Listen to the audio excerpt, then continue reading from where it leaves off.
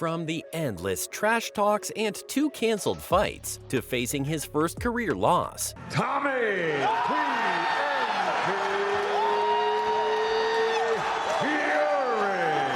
You gotta admit, Jake Paul's pretty pissed right now, so calling for a rematch makes sense. But what happened in the fight is what's forced him to ask for it. The long-awaited brawl between YouTuber-turned-boxer Jake Paul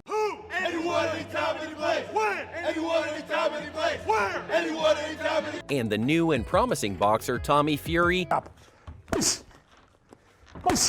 happened on February 26 in Riyadh, Saudi Arabia. Despite facing multiple cancellations, it finally happened, and contrary to popular opinion, Jake lost to Tommy. More than that, this fight was pretty significant in the career of the problem child for several reasons. One, it could have earned him the respect of the boxer community, something that he's desperately wanting to earn. And two, it would have put an end to all the accusations about him not wanting to or not being able to fight actual boxers. Although a victory would have been the preferred outcome for Jake, losing by a small margin wasn't as bad as one might think. Plus, it might have earned him a coveted spot in the cruiserweight rankings of the World Boxing Council. But again, a lot of that was also dependent on him winning, and we all know what happened there. And speaking about the WBC, it's a great opportunity loss for Jake. The president of the WBC himself had announced prior to the fight that defeating Fury would result in ranking. It was sort of a welcome move given that he emphasized on the fact that there won't be any discrimination. While some may not want the Paul brothers to have their lasting impact on the sport, it's still a welcome move. I mean, it's not just about Jake or Logan, or heck, even KSI for that matter. It provides a uniform platform for not just renowned boxers, but anyone who'd want to test their mettle. Not just that, Suleiman also praised the winner's punching power, skills, and resilience. I'm sure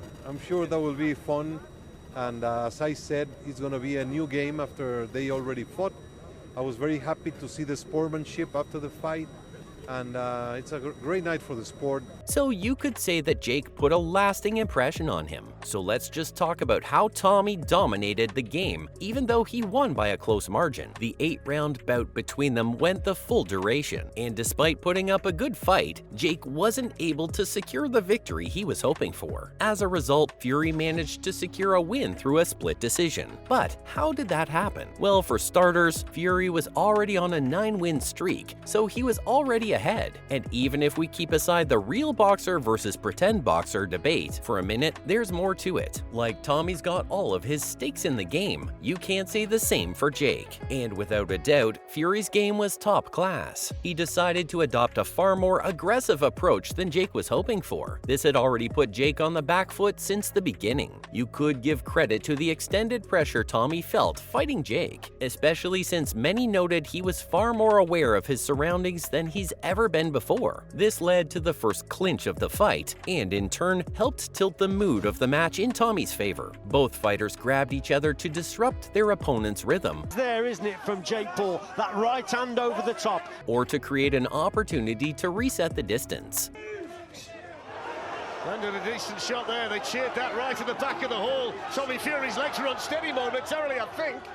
But the excessive clinching didn't play in favor of either of the two. In the 5th round, Paul received a point deduction from the referee due to multiple warnings. In the following round, the referee deducted a point from Fury as well. While the point deductions eventually evened out, it created an odd atmosphere in the second half of the fight. But interestingly enough, throughout the fight, Fury's jab played a significant role in keeping Paul at bay, preventing him from unloading his signature overhand right punches. But you know Jake.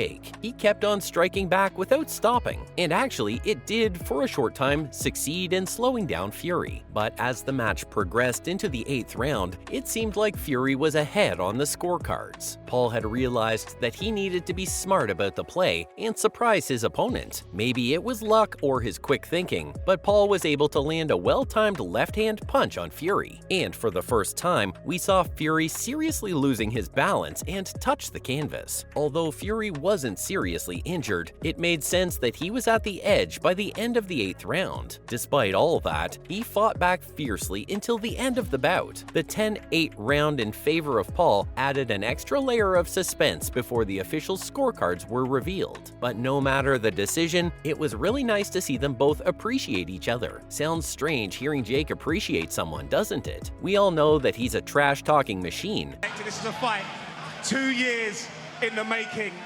There's no chin. It's all a joke. I'm ending you February 26th, and you already know it.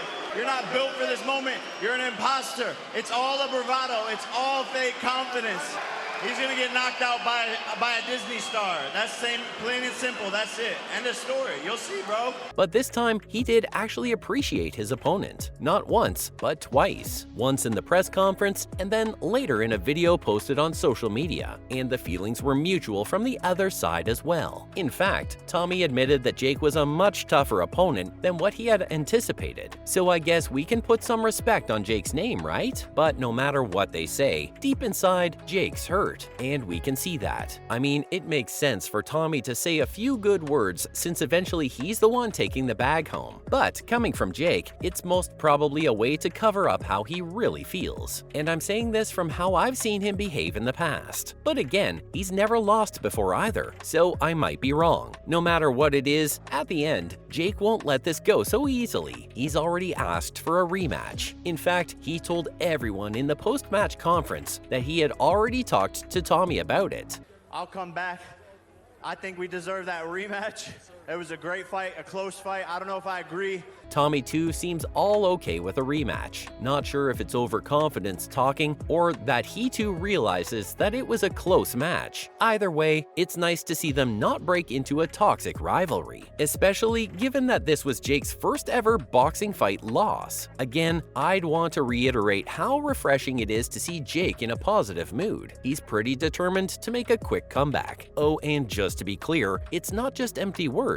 The fight's definitely happening. Both have confirmed that the teams for both fighters are already in contact with each other. They'll have to figure out what seems like the best option for them to meet once again. But it won't be soon enough. Not because they don't want it, but because both obviously have packed schedules with other things and fights. They also need time for recovery. And despite all the respect and appreciation for each other, it's important to remember that the two have had a feud in the past. Although both sides have mentioned the possibility of a future rematch, there are alternative plans for Paul to explore before re-entering the ring with Fury. However, if Paul does decide to pursue a rematch, he has the option to utilize a clause in his contract that permits a second fight with Fury. While Paul has expressed his interest in a rematch, Fury appears content with the outcome of their bout. Nevertheless, Fury has stated that he's willing to face Paul again if the opportunity arises. Ultimately, the decision regarding a rematch depends on the future plans and opportunities of both fighters. While there are factors that have led Paul to request a rematch, the final decision remains uncertain. So there you have it, some things that will push a rematch between the Jake and Tommy.